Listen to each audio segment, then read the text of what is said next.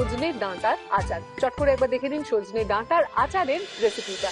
সজনে ডাঁটার আচার।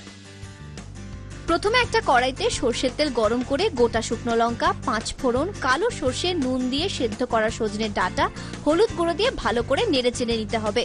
তারপর তেঁতুল জল, তেঁতুল, বিট নুন, গুড় দিয়ে মিশিয়ে ঢেকে দিতে হবে। গোটা ডাঁটাগুলো কিছুটা মজে এলে শুকনো লঙ্কা, 5 ফোড়ন, কালো সর্ষে ভেজে গুঁড়ো করা মশলা ঢাকা খুলে ওপর থেকে ছড়িয়ে দিতে হবে। কিছুক্ষণ পর ঢাকা খুলে নামিয়ে পরিবেশন করুন সজনে ডাঁটার আচার। খেয়ে দেখো।